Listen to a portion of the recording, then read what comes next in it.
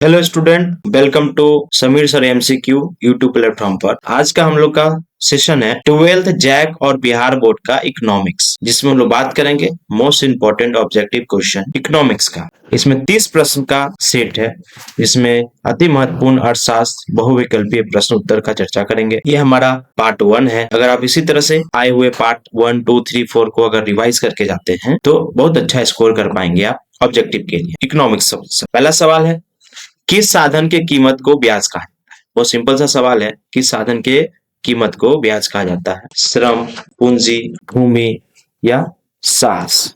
बता सकते हैं इनमें से क्या जवाब होगा। इसका जवाब जो है वो बी है। नेक्स्ट सवाल है 2 नंबर, दो साधन श्रम, एल मतलब होता है लेबर, दो साधन श्रम पूंजी मतलब कैपिटल के लिए उत्पादन फलन का स्वरूप होता है। ये सूत्र बताना है, उत्पादन फलन का स्वरूप क्या होगा। तो उत्पादन फलन का स्वरूप जो होता है Q बराबर function into F into L comma K, ये हो। अगला प्रश्न है 3 नंबर, एक उत्पादन फलन में साधनों के किस संयोग को शामिल किया जाता है। एक उत्पादन फलन में संयोग के फलन में संसाधनों के किस संयोग को शामिल किया जाता है, इसको बताना है। क्या तकनीक की रूप के दक्ष को से दक्ष, तकनीकी रूप से अदक्ष, आर्थिक रूप से अदक्ष या किसी भी संयोग बताना। इसमें से किसी भी संयोग के दक्ष को। इसका आंसर हो जाएगा डी। इसका आंसर हो जाएगा डी। अगला प्रश्न है 4 नंबर, किस साधन की कीमत को मजदूरी कहा जाता है। किस साधन की कीमत को मजदूरी कहा जाता है, तो इसका बोलते हैं हम लोग श्रम। अगला प्रश्न है, संसाधनों के वैसे संयोग को तकनीकी रूप से दक्ष कहा जाता है जिसमें कम से कम एक साधन की मात्रा क्या हो, इनमें से शून्य, स्थिर, कम, अधिक को बताना है। तो इसमें जो होगा वो होगा स्थिर।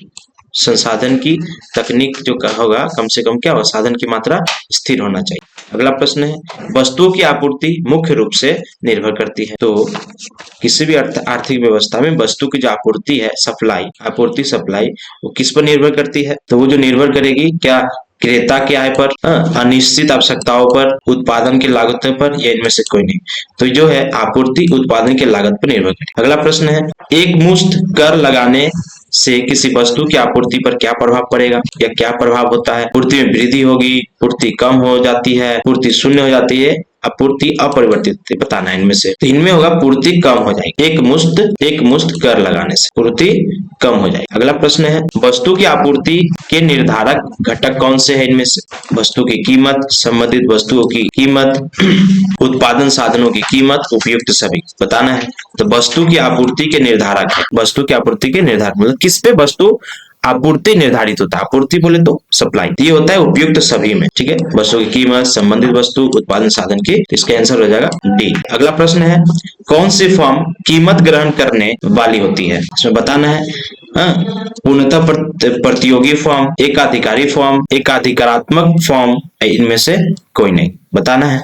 कौन सी फर्म कीमत ग्रहण करने वाली होती है, तो इसमें हो जाएगा पूर्णतः प्रतियोगी फर्म या पूर्ण प्रतियोगिता फर्म। अगला प्रश्न है, दीर्घकाल पूर्ति में तो 2 प्रकार की पूर्ति होती है, दीर्घकाल और अल्पकाल। इसमें बताना है कि दीर्घकाल पूर्ति में होती है क्या, पूर्णतः लोचदार, पूर्णतः बेलोचदार, लोचदार और बेलोचदार, ये बताना है। 10वां प्रश्न है, इसका जो होगा ये लोचदार, फ्लेक्सिबल होता है, इलास्टिसिटी होती है दीर्घकाल में पूर्ति का।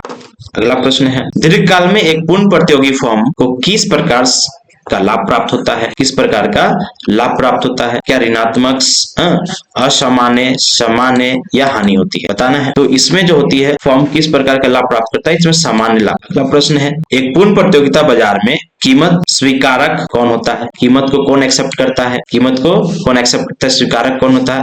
केवल विक्रेता, केवल क्रेता और विक्रेता दोनों, इनमें से कोई नहीं बताना है। तो इसमें होगा केवल। अगला प्रश्न है, एक पूर्ण प्रतियोगी फर्म के लिए मतलब अर्थव्यवस्था में एक पूर्ण प्रतियोगी फर्म के लिए कुशल आगम वक्र का आकार कैसा हो, इसको बताना है। तो इसका जो वक्र है क्या उल्टे, ए नहीं है, बी हो जाएगा। अगला प्रश्न है, दीर्घकाल में वस्तु की मांग बढ़ने से साम्य कीमत में क्या परिवर्तित, क्या वृद्धि होगी, कमी होगी, तीव्र गति से वृद्धि होगी, कोई प्रभाव नहीं पड़ेगा। बताना है तो इसमें होगी वृद्धि होगी, ए होगा। अगला प्रश्न है, एक फॉर्म संतुलन की अवस्था में होगी जब, मतलब किस स्थिति में फॉर्म संतुलन की अवस्था में होगी। फॉर्म क्या होता है? अर्थव्यवस्था में जब कोई काम करता है उत्पादक, उसकी फॉर्म लगती है तो उसका बैलेंस के फॉर्म में कब रहे, कौन स्थिति में बताना है। कुल लागत और कुल संप्राप्ति समान होगी तब होगी क्या? कुल लागत सीमांत संप्राप्ति के बराबर होगी तब होगी। कुल संप्राप्ति सीमांत लागत के बराबर होगी और कुल संप्राप्ति और कुल लागत के बीच का अंतर अधिकतम होगा।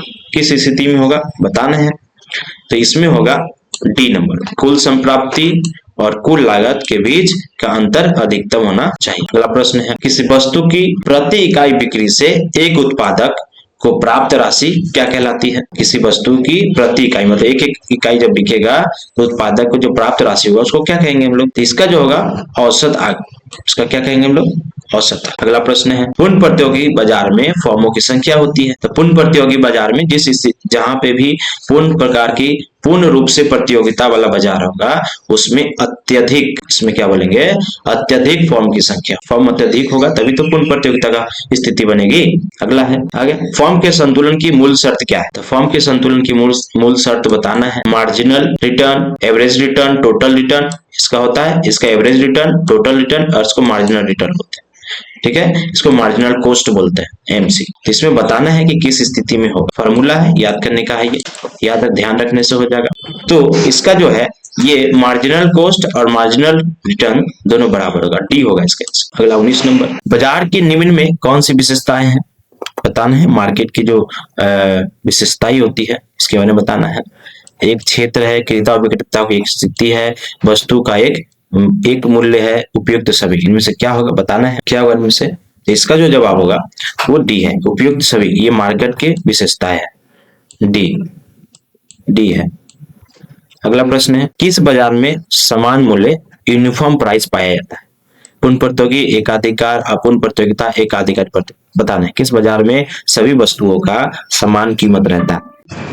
तो ये है पूर्ण प्रतियोगी बाजार में, जहां पे जिस मार्केट में ज्यादा कंपटीशन रहेगा उस मार्केट में समान मूल्य का स्थिति पाया जाता है, समान मूल्य का स्थिति पाया जाता है। ये नंबरिंग गलत हो गया है। ठीक है, अगला प्रश्न है, किस बाजार में औसत आय सीमांत आय के बराबर होता है, अथवा किस बाजार में ए आर और एम आर दोनों बराबर होती है? ये बताना है। मतलब किस प्रकार के बाजार में, एकाधिकारी बाजार या पूर्ण प्रतियोगिता बाजार या अल्पाधिकार बाजार ना, ये सब ऑप्शन से इसमें से बता, ये सब ऑप्शन से तो बताना है। इसमें होगा अल्पाधिकार। अगला प्रश्न है, वह कीमत जहां बाजार पूर्ति बाजार मांग अत्यधिक होगा, हम कहेंगे क्या कहेंगे? अतिरिक्त पूर्ति बोलेंगे उसको, अतिरिक्त पूर्ति। संतुलन की कीमत पर खरीदारी तथा बेचे गई मात्रा क्या कहलाती है? संतुलन की कीमत पर खरीदी गई मात्रा ये तथा बेची गई मात्रा क्या कहलाती है? संतुलित की कीमत। जब बाजार संतुलित रहेगा तो उसको हम लोग बोलेंगे संतुलन मात्रा। अगला प्रश्न है, संतुलन की कीमत निर्धारक घटक है, क्या कहते हैं?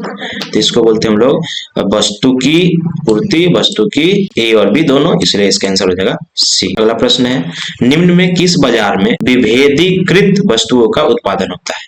विभेदीकृत वस्तुओं का उत्पादन होता है। विभेदीकृत वस्तु अलग अलग प्रकार की वस्तुओं का निर्माण होता है। क्या पूर्ण प्रतियोगिता, एकाधिकार। तो इनमें सभी प्रकार की बाजार में विभेदीकृत वस्तुओं का उत्पादन होता है। पूर्ण प्रतियोगिता में किसी वस्तु का मूल्य निर्धारित होता है। पूर्ण प्रतियोगिता में किसी वस्तु का मूल्य निर्धारक होता है, कौन करता है या कैसे होती है मूल्य निर्धारित? इसका जो है मोल भाव द्वारा, सीमांत उपयोगिता द्वारा, उत्पादन लागत द्वारा। इसका जो होगा मांग एवं पूर्ति द्वारा। किसी वस्तु की कितनी मांग है, कितनी पूर्ति हो रही है, उसके आधार पर मूल्य निर्धारित होती है। अगला प्रश्न है, एकाधिकार में अधिकतम कुल आगम के उत्पादन स्तर पर वस्तु की मांग की कीमत लोच कितनी होगी? तो इसमें होगा वस्तु की मांग की कीमत लोच होगी 1। इसका जवाब ए बी। 28 प्रश्न है, अधिकाय मांग की स्थिति में कीमत में प्रवृत्ति होती है। मतलब किस प्रकार की कीमत होगी? अधिकाय मांग, जब मांग अधिक बढ़ जाएगा तो किसी स्थिति में कीमत की प्रवृत्ति क्या होगी? कम होने की, वृद्धि होने की, शून्य होने की, अपरिवर्तित रहने की, सिर्फ वृद्धि होने की। जब किसी चीज की मांग अधिक हो जाएगा तो उसका कीमत में वृद्धि होने की स्थिति की संभावना है, देखा भी जाता है। अगला प्रश्न है, बाजार में मांग अधिकाय की स्थिति कब उत्पन्न होती है ना? डिमांड सप्लाई बराबर होगा तब, सप्लाई ज्यादा डिमांड ज्यादा होगा तब, या डिमांड ज्यादा सप्लाई कम होगा तब, या दोनों का अंतर 0 होगा तब। बताना है। बाजार में अधिकाय मांग की स्थिति कब होती है, किसी चीज की मांग कब बढ़ती है। तो इसमें है जो है डिमांड ज्यादा सप्लाई कम होगा। इसका जो आंसर हो जाएगा वो हो जाएगा सी। अंतिम सवाल है, फर्म की अंतिम संतुलन दशा में, कोई फर्म अंतिम संतुलन दशा में रहेगी कब? जब मार्जिनल कॉस्ट वक्र और मार्जिनल रिटर्न को ऊपर से काटता है, मार्जिनल कॉस्ट एमसी वक्र और एमआर को नीचे से काटता है, और ए और बी दोनों इनमें से क्या स्थिति बताना है इसका। मार्जिनल कॉस्ट मार्जिनल रिटर्न को नीचे से काटेगा तब इसका आंसर हो जाएगा ए। Thank for watching.